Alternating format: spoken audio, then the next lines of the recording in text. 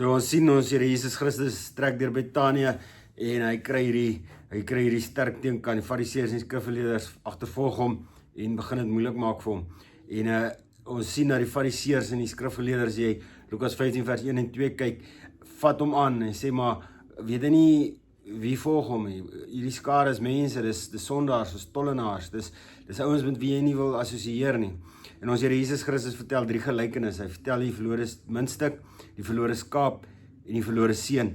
En die verlore muntstuk en die verlore skaap is daar iets wat vermis word en dit het groot waarde en daar is met groot moeite word hierdie ding wat die verlore muntstuk en die verlore skaap gesoek. En wanneer dit gevind word, is daar groot vreugde in die hemel. Daar is 'n groot partytjie. En dan lees ons van die verlore seun. Die verlore seun word vermis. Hy stap weg, maar niemand gaan soek hom nie. Niemand gaan soek hom nie. En daar tussen die varke, daar kom hy agter, maar daar's 'n fout en hy probeer teruggaan na sy vader toe. En wat interessant is, hy sê maar, Vader, ek wil soos 'n werker wees vir jou, ek wil opgelei word. Nou in daardie tyd, daai ouens wat opgelei word aan die begin en as werkers optree, baie keer het hulle in die dorp gebly en dan uitgeloop. So hulle het nie vaste blyplek, vaste verblyf reg gehad op die plaas meer nie. Die eienaar moes hulle eers goedkeur, hulle moes eers die toets deurstaan het, toets van die tyd deurstaan het. En dis wat hy vra, pa, as net dit moontlik is, vat my terug. Maar ons sien die pa luister nie eers daarna. Die pa hardloop, hy staan op, hy gaan druk hom aan sy bors, hy gee vir hom die kleed, hy gee vir hom die ring. Dis simbolies van kleed is jy's deel hiervan, jy mag deel wees van die partytjie, jy mag deel wees van die feesviering. Wanneer die mense na jou kyk, dan moet hulle jou sien as een van ons. Maar meer as dit, hy gee vir hom die ring wat sê, jy mag namens ons besluite neem. Jy's nou as jou eer is jy herstel, en dis 'n baie belangrike ding, wat ons kultuur nie lekker verstaan nie, want dis 'n ander tipe kultuur, die eer en skaamte kultuur van die tyd van wat die Jode gehad het, hulle eer en skaamte kultuur gehad. So wanneer die seun gesê het, luister pa, ek wil my deel hê, ek wil wegbreek, gee my my erfdeel nou, het hy die vader se eer aangetast, hy het die hele familie se eer skade aangedoen. En dit was strafbaar, dit was onvergeefbaar, eintlik.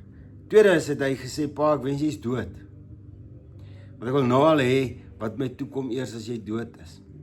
En die derde ding is, hy het sy rug gedraai op die familienaam. Maar net die feit dat hy opdag, net die feit dat hy opstaan en sê, hier's ek pa,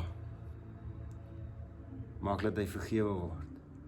Want die vader kyk, en die vader uit sy wese uit, het hy sy seun lief, het hy sy kind lief, en het hy nooit sy rug gedraai op die kind nie. Ten spyte van alles wat hy gedoen het. Maar ons sien ongelukkig, sien ons 'n ander seun, die seun wat gebly het op die plaas, die seun wat alles reg gedoen het in die wêreld se oë. Hy staan en hy wil nie deel word van die feesmaal nie. Hy staan en hy kyk en hy's kwaad. Hy's kwaad vir die pa, want hy sê, kyk, sterk woorde, kyk, ek het alles reg gedoen, maar vir my het jy nooit 'n partytjie gehou nie, vir my het jy nooit eers 'n lammetjie geslag.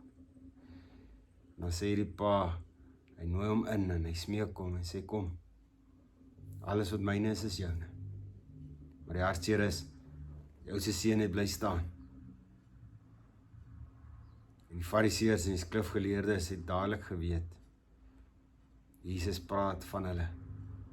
Hulle moes hierdie tollenaars en sondaars gaan haal het. Hulle was die ouer seuns wat die eer moes beskerm het. God het dit vir hulle gegee, maar hulle het nie. Hulle het bly staan en bly kyk en hy bly sonde doen. Hulle het nie deel geword. Hulle het nie vreugde. Hulle hou nie saam partytjie nie. Sien, vir God is die mense wat verlore is, die sondaars en die tollenaars, dis hulle wat gesoek moet word.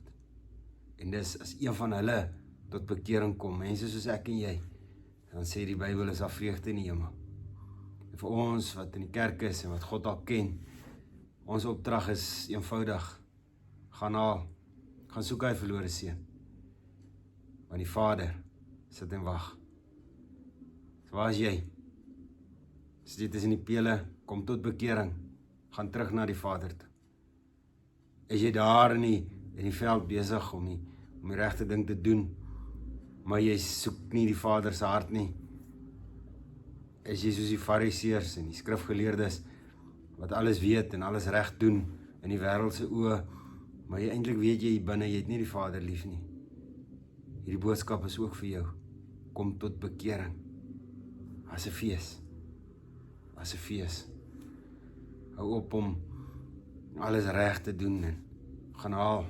Gaan varke toe. Gaan haal jou boeties en sissies wat God nog nie ken nie. Wat God nodig het. Wat jou nodig het.